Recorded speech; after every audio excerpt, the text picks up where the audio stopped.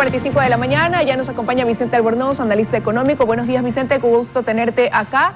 Y bueno, este conflicto entre Rusia y Ucrania deja repercusiones para otros países del mundo y Ecuador no está exento de eso, ¿no? Y hablemos de lo que está sucediendo primero con el petróleo. El precio comienza a subir a límites que no había llegado quizás en décadas. El WTI, que es el referente para nosotros, hoy, de lo que veo, se ubica en $110 y ya se anuncia a partir del 12 de marzo un incremento, por ejemplo, en el precio de la gasolina súper. Pero ¿cómo incide esto realmente en nuestra economía ecuatoriana? Bueno, a ver, esto es una buena noticia por una fea, horrible razón. O sea, el que el precio del petróleo suba siempre será una buena noticia para el Ecuador.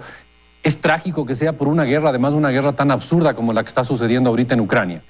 El asunto es muy sencillo. Rusia es un importante productor de petróleo y además, al haber una guerra medianamente grande, hay nerviosismo de que algún rato pueda haber dificultades logísticas con el petróleo, etcétera, etcétera. Entonces, se siente que puede haber escasez de petróleo.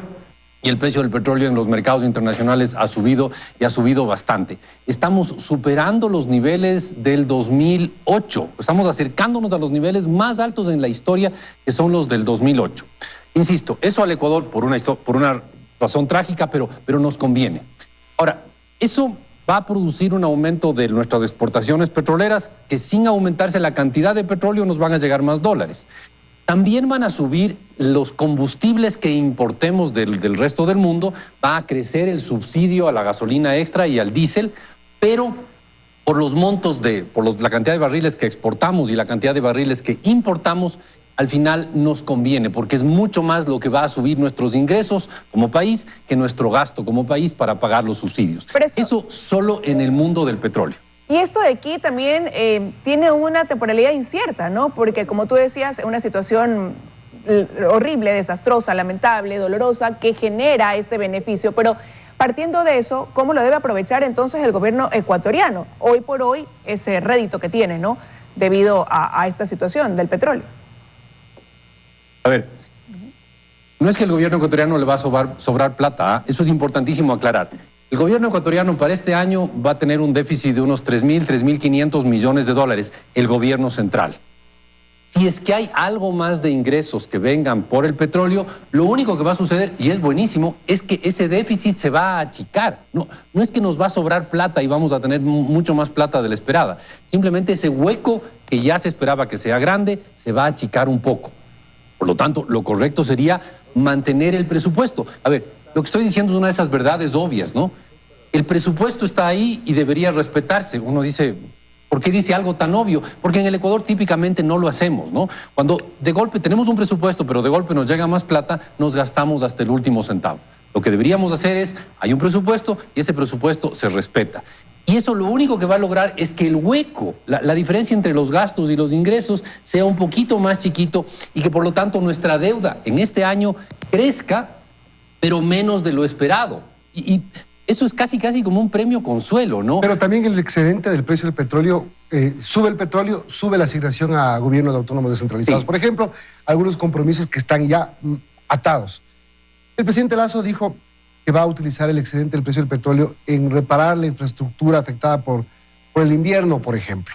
O sea, ya está calculando el presidente qué debe hacer con esa plata, lo cual está bien en principio, pero como tú dices, también sirve para bajar el déficit, que también ha bajado y que eso nos pone en buen camino con el FMI, por ejemplo. Correcto. A ver, hay dos gastos que van a subir automáticamente. El uno es gobiernos seccionales y el otro es universidades públicas, que tienen rentas que vienen del petróleo y que depende del precio del petróleo. Pero en mi modesta opinión, yo creo que deberíamos hacer algo que no se ha hecho nunca, algo revolucionario, ahorrar. El rato que tengamos un poquito más de plata de la esperada, no gastarnos hasta el último centavo. Entonces yo creo que no debería aumentarse el gasto en otras áreas, en las áreas en las que no estamos obligados a aumentar como gobiernos seccionales. ¿Cómo ahorras cuando la plata no te alcanza? No, es simplemente ahorras endeudándote menos. Por eso digo que ese es el concepto en el tema público. Claro, el endeudarte menos es una forma de ahorro un poco tonta. El presidente Lasso dijo que no preveía aumentar los créditos de este año. Es decir, creo que se va a mantener con lo que tiene. A ver. ¿Esa es una forma de ahorrar? No, porque podrías ahorrar mucho más. Es decir, tienes una cantidad de gastos y una cantidad de ingresos. La diferencia te vas a endeudar. Ajá. Ahora, vienen más ingresos, se achican el hueco, pero tú vas a endeudarte en lo mismo que antes, entonces significa que vas a crecer el gasto en lo que creció tu ingreso. No sé si me expliqué, pero al final lo que vas a hacer es endeudarte en lo mismo que antes, pero gastar más de lo pensado, porque tienes más ingresos de los esperados. La verdad, yo creo que el Ecuador debería ahorrar en el sentido de no endeudarse más. Es lo mínimo que podemos hacer con la siguiente generación, es el endeudarle, pero un poquito menos. El año 2022 vamos a terminar más endeudados de lo que empezamos el año. Ojalá eso pudiera no ser un crecimiento tan alto, sino un crecimiento un poco más pequeño. Ahora, Vicente, pero claro, esto de aquí, como tú dices, podría permitirle ahorrar al gobierno central, ¿no? Pero ¿qué pasa cuando por otro lado hay otro sector que se ve golpeado, que son las exportaciones? Con este conflicto hay también una afectación a este sector que ahora trata de levantarse a través también de tratados de libre comercio, a través de una ley de incentivos que busca la vía de poderse más bien fortalecer, ahora resulta también golpeado. No, a ver, esta guerra, yo dije desde el comienzo, es una cosa horrible y va a golpearle a la economía ecuatoriana por otros lados distintos al de los combustibles. Va a golpearnos por el lado de los combustibles, pero nos va a golpear por otros lados. Las exportaciones a Rusia van a bloquearse, no hay nada que hacer, porque Rusia, entre otras cosas, no hay un mecanismo para que Rusia les pague a los exportadores ecuatorianos. Entonces, así un floricultor ecuatoriano logre transportar flores de Quito a Moscú, no hay manera de que el importador ruso le pague al exportador ecuatoriano. Entonces, las exportaciones a Rusia van a caer y muchísimo. Y estamos hablando de un poco más de $1.000 millones, mucho de flores, camarón, banano. Esos son los grandes rubros que van a Rusia y eso va a caer. Y eso es una tragedia para nuestros exportadores que tendrán que buscar una manera alternativa de colocar su producto. Ahí creo que los floricultores están especialmente golpeados porque ya hay una buena cantidad de flores que están en camino o ya llegaron a Rusia y que deberían pagarse a fines de este mes o a comienzos de abril, y que con el sistema SWIFT bloqueado difícilmente les van a pagar rápido. Y eso es más de $30 millones que no les han pagado, y eso es directamente a los florícolas. Y además hay un problema, porque como ya está o en camino, ya está en Rusia el producto, no es que hay como redirigirlo a otros mercados, así paguen menos. No, ya está hacia allá. Y son además unas flores lindísimas, porque las flores que compran los rusos son unas flores, son unas rosas enormes, altísimas, de 80, 90 centímetros de tallo, que son caras, pero no va a haber dónde colocarles. Y sí, hay una afectación para el Ecuador de esta guerra. Ojalá no hubiera la guerra, por si acaso, ¿ah? No, y lamentable porque también ese sector floricultor ya se ha visto muy golpeado con la pandemia, ¿no? Y ahora que quizás tenía la expectativa de reactivarse, pues viene esta situación. Ahora, quiero regresar también, Vicente, a lo del precio del combustible. Se anuncia que a partir del 12 de marzo la gasolina súper subiría a $4.40 el galón. Va subiendo el precio del petróleo y la gente lo asocia y dice, bueno, ¿qué más puede pasar? A ver, el precio de la gasolina súper no tiene subsidio y más bien eso es un indicador de cuán subsidiadas están las otras, ¿no? O sea, si es que va a subir a más de $4 la súper, las otras, si no tuvieran subsidio, deberían estar más o menos por ahí, por los $4, sin subsidio. La diferencia es lo que todos los ecuatorianos estamos pagando a los que tenemos autos que consumen bastante gasolina. Más bien, a mí me parece que la gasolina súper tiene una dosis muy alta de enseñarnos a los ecuatorianos cuán grande es el subsidio. Es muy didáctico la gasolina súper en enseñarnos el tamaño del subsidio, porque la gasolina extra debería costar un 10% menos de la súper, más o menos. No es tanto la diferencia entre la súper y la extra. Y por lo tanto, ahí vemos que el subsidio por cada galón de gasolina va a acercarse a los $2 y el subsidio por cada galón de diésel superaría los $2 con estos precios del petróleo. Y eso es lo que todos los ecuatorianos seguimos pagando para las personas que tienen vehículos y de motores grandes. Claro, no es noticia que la súper suba. Hace 2 años está indexada al precio internacional del petróleo. La noticia más bien es que no suben las otras porque están congeladas. Ahora entendemos un poco el beneficio del congelamiento para el ciudadano consumidor, no para el Estado. Y es clarito para cualquiera, una suma y una resta. El precio de la súper menos el precio de la extra, 10% menos, ese es el subsidio por galón, así de sencillo. Bueno, ese tema, el tema final, el Fondo Monetario Internacional inicia una revisión técnica del programa ecuatoriano.